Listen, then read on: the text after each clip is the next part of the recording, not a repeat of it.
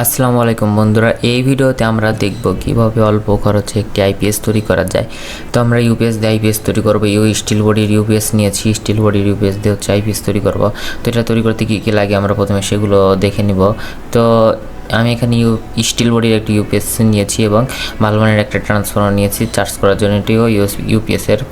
তো দেখেন এখানে হচ্ছে 4টা মুসপেক্ট আছে। আর ইউপিএসের যে ট্রান্সফর্মারটা দেখতে পাচ্ছেন এটি কিন্তু অনেক বড়, এবং এই যে সার্কিটটা রয়েছে এই সার্কিটে হচ্ছে বড় পার্টস অর্থাৎ টিএসটি পার্টস কিন্তু বেশি ব্যবহার করা হয়েছে। আপনারা দেখতে পাচ্ছেন অনেক ভালো মানের একটি সার্কিট এবং ট্রান্সফর্মারটাও অনেক বড়।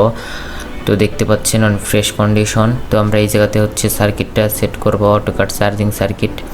আমরা এখানে হচ্ছে দেখেন এই যে চার্জিং ইনভার্টার নর্মাল রয়েছে, ইন্ডিকেটর রয়েছে। তো আমরা এখানে হচ্ছে বোর ব্যাটারি সিস্টেম করব। তো তার জন্য আমরা এখানে তার নিয়েছি। আমরা বাইরে যেহেতু বোর ব্যাটারি সেট করব যার জন্য আমরা ভালো মানের তার নিয়েছি। অবশ্যই এখানে ডিসি কেবল ব্যবহার করতে হবে। আর দেখেন এই যে, আর আপনারা অনেকে ভাবতে পারেন আমি এখানে চেগুন তার ব্যবহার করেছি, কিন্তু এটা চেগুন তার না, কেননা এটি হচ্ছে ডিসি কেবল। আর যেটা আপনার নর্মাল কেবল হয় ওয়ারিংয়ের সেগুলো ব্যবহার করবে না। সেগুলো ব্যবহার করলে অনেক মোটা তার দিতে হবে, আর এগুলো ব্যবহার করলে একটু ভালো মানের মোটা তার দিবেন।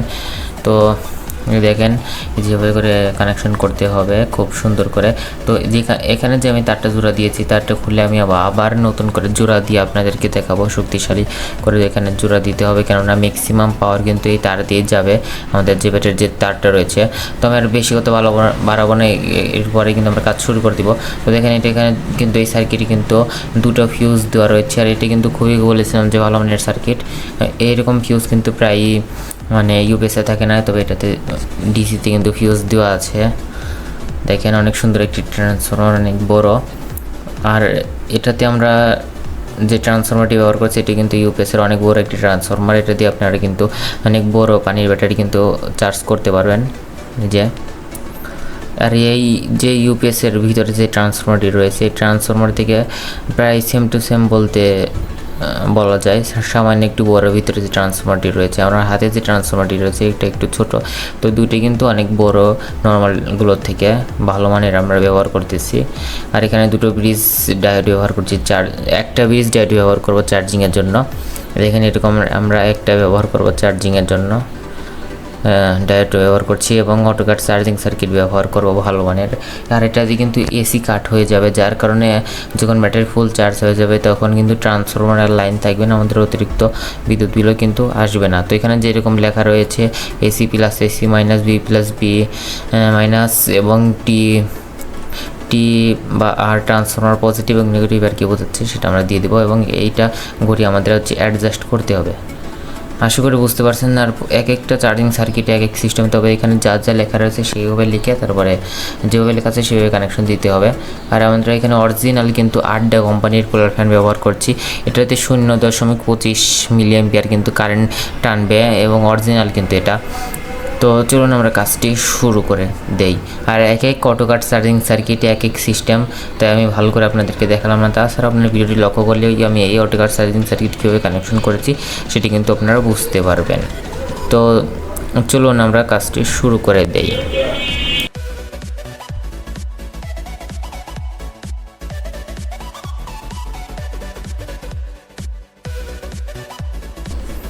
আমাদের ইউপিএসের যে এসি কটটা রয়েছে এটি দেখতে পাচ্ছেন অনেক নিম্নমানের একটি এসি কট।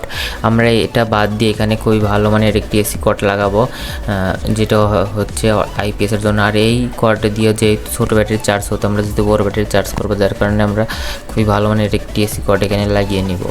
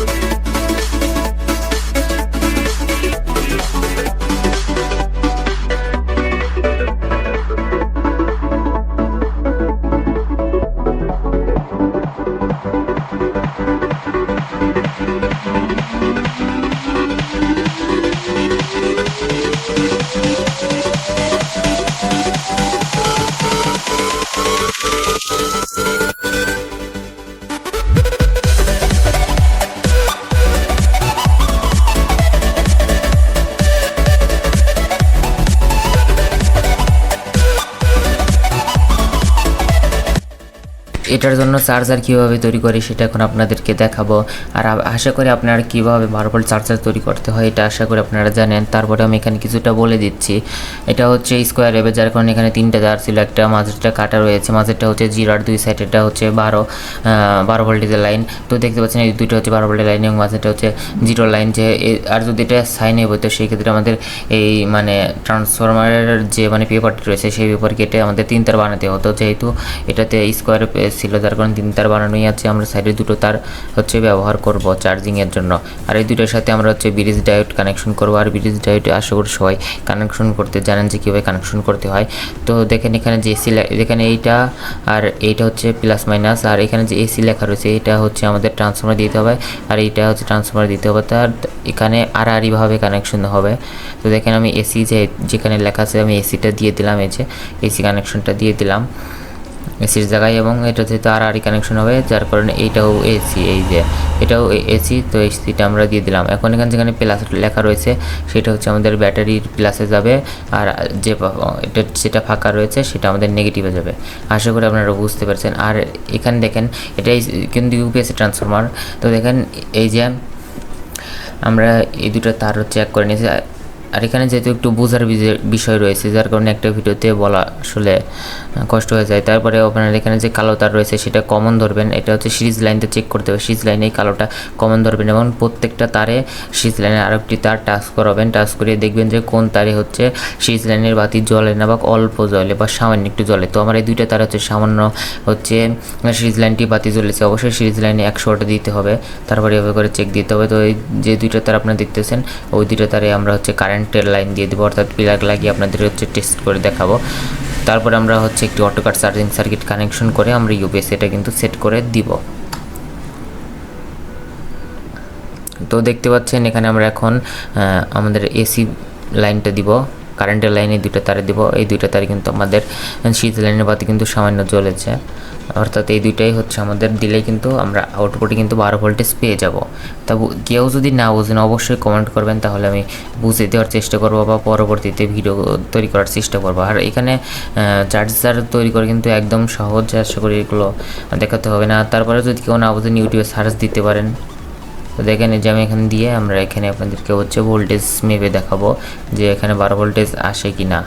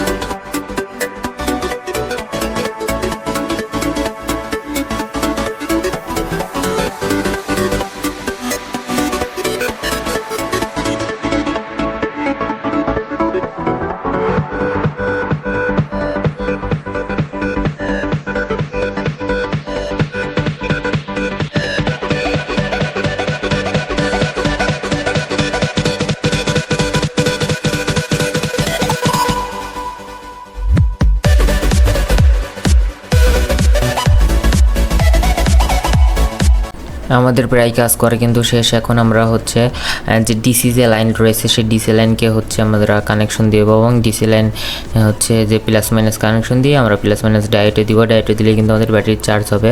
আর ইউপিএসের সার্কিট থেকে যেটা এসেছে সেটা দিলে পরে আমাদের ইনভার্টার মোডটা কাজ করবে আর কি। তো আর এখানে অবশ্যই আপনারা খুবই শক্তিশালী করে দিবেন, কেননা সবচেয়ে বেশি এমবিআর কিন্তু এই ডিসি সাইডেই কিন্তু চাপ পড়ে। অবশ্যই মোটা তার দিয়ে ভালো মানে করে কিন্তু কানেকশনটি করতে হবে। এটা এইভাবে করে যেভাবে দেখাচ্ছে আপনারা এইভাবে করে দিবেন এবং যখন আপনারা ঝালাই করবেন তখন হচ্ছে খুবই শক্তিশালী ভালো করে ঝালাই করার চেষ্টা করবেন। আর এইটা করার পরে কিন্তু আমাদের আইপিএস কিন্তু প্রায় রেডি হয়ে যাবে। আর এটাতে শুধু আমার কুলার ফ্যানটি লাগানো বাদ আছে। আপনারা একটি ভালো মানে একটি কুলার ফ্যান লাগিয়ে নেবেন। কুলার ফ্যান লাগিয়ে নিলে কিন্তু আপনারা মানে জিনিসটা ঠান্ডা থাকবে, মসফেট ঠান্ডা থাকবে, ট্রান্সফর্মার ঠান্ডা থাকবে, তাহলে কিন্তু এটা কিন্তু দীর্ঘদিন ব্যবহার করতে পারবেন।